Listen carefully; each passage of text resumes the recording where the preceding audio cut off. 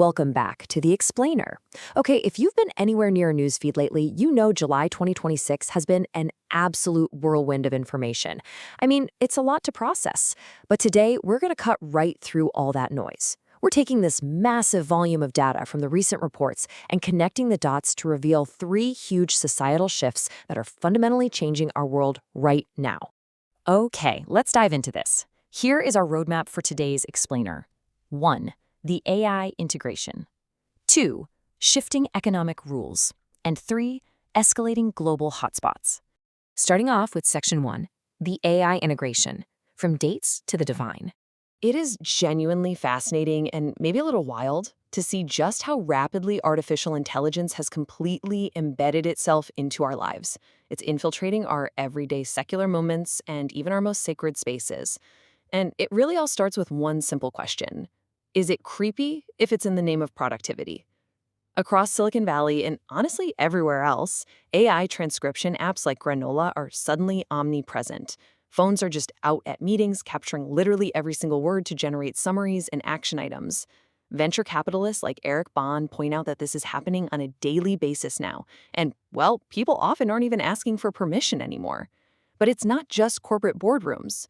Take startup founder Emmy Chang, for example. She's actually using AI to record her first dates. Afterward, she feeds that transcript into an AI like Claude to critique her performance, asking it things like, hey, can I be more engaging and empathetic? I mean, who needs a best friend for dating advice when a language model can break down your flirting algorithms, right?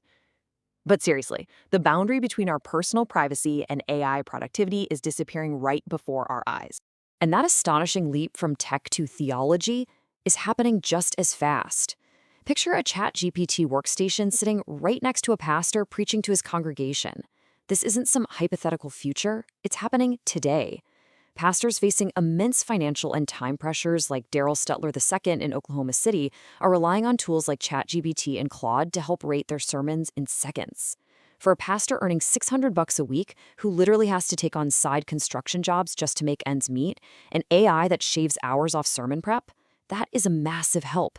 It buys him back the time he desperately needs to actually go sit at the hospital bedsides of his congregants. But of course, that convenience comes with some heavy existential weight. As Pastor Stetler himself put it, this AI does not enjoy what it finds. It cannot love it.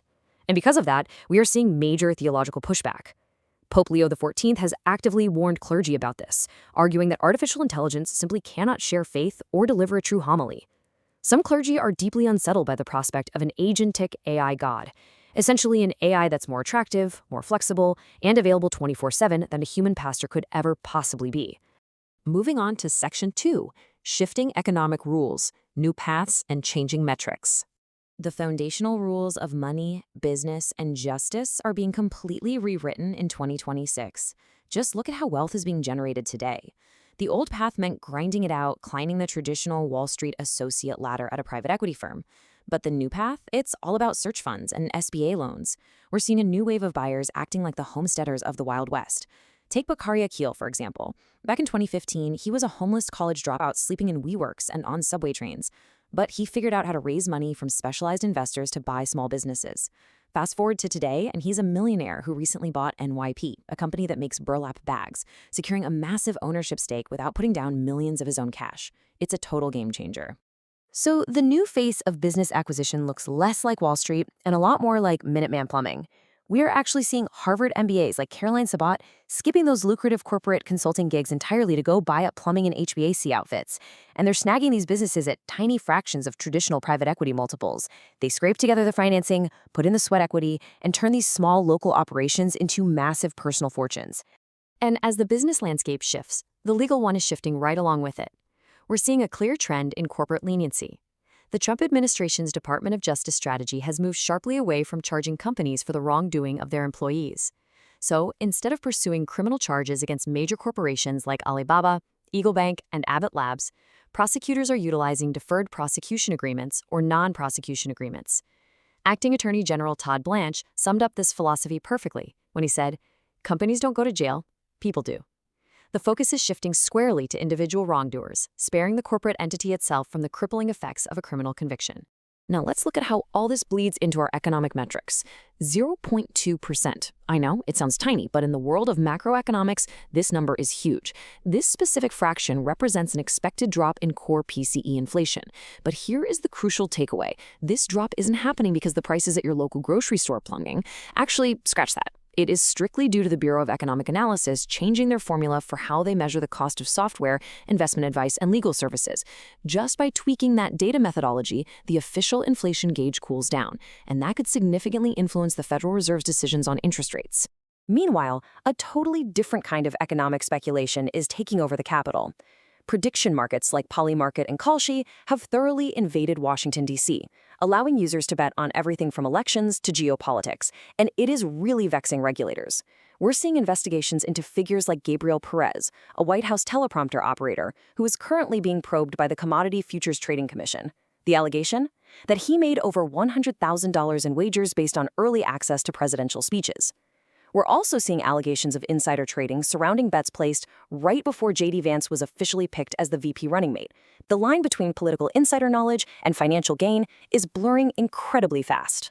Which brings us to our third and final section, escalating global hotspots, geopolitical fragility.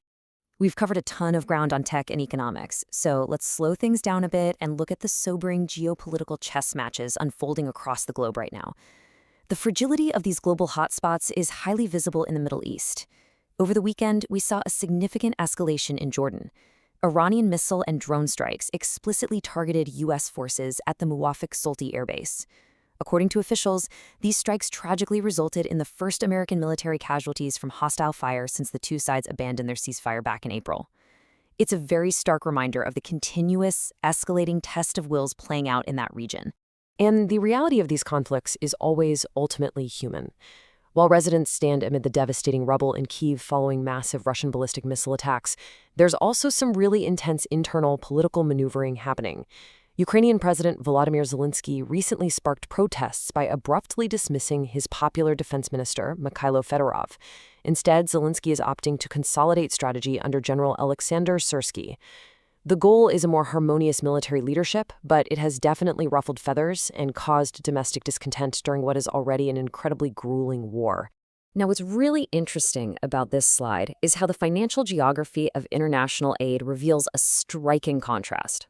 Take a look at the U.S. commitment to Venezuela. The U.S. has provided an estimated $386 million in post-quick assistance following a catastrophic natural disaster that caused around $37 billion in infrastructure damage. The Trump administration is heavily committing to rebuilding efforts under the Delcy Rodriguez government.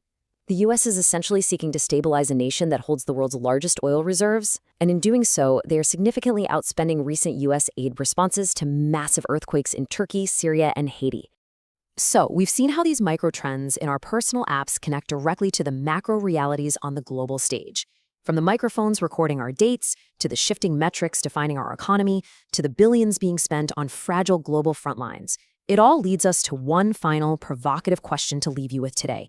In a world where algorithms write our sermons and predict our politics, who is really writing the future? Thank you for joining me for this explainer. Keep questioning, keep learning, and I'll see you next time.